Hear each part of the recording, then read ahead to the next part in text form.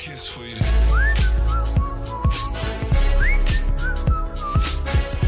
Kiss for you.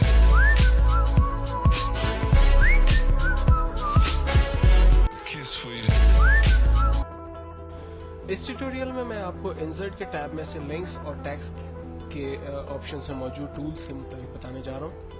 Hyperlink सबसे पहली command हम डिस्कस कर रहे हैं। हाइपरलिंक बेसिकली एक ऐसी कमांड है कि जिसकी मदद लेते हुए मैं किसी भी टेक्स्ट पे जब क्लिक करूंगा तो वो मुझे मेरे रिक्वायर्ड डाटा की तरफ लेके जाएगा। इस तरह की कमांड्स आमतौर पे आपने इंटरनेट पे देखी होंगी।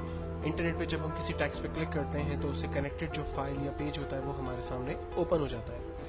यहाँ पर भी मैं यही चाहता हूँ कि जब मैं जी बैंक प्राइवेट लिमिटेड पे क्लिक करूँ तो मेरी जो स्लाइड नंबर 4 है जहाँ पर मैंने अकाउंट ओपनिंग की कुछ डिटेल लिखी हुई है वो मुझे वहां पर ले जाए। तो मैंने इस टेक्स्ट को रेंज में लिया और हाइपरलिंक की कमांड की मदद लेते हुए मैंने कहा कि मुझे प्लेस इन दिस डॉक्यूमेंट यानी इसी डॉक्यूमेंट की स्लाइड नंबर 4 जहां पर ये डिटेल्स मौजूद है वहां ले जाए।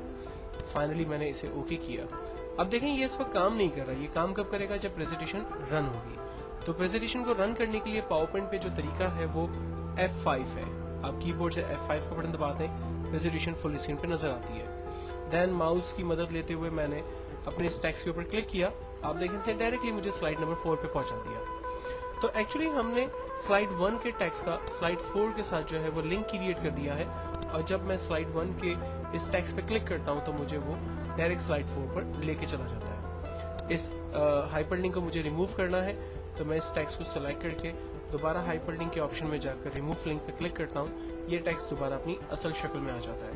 आमतौर पे जब हम हाइपरलिंक क्रिएट करते हैं टेक्स्ट का तो उसका कलर ब्लू हो जाता है।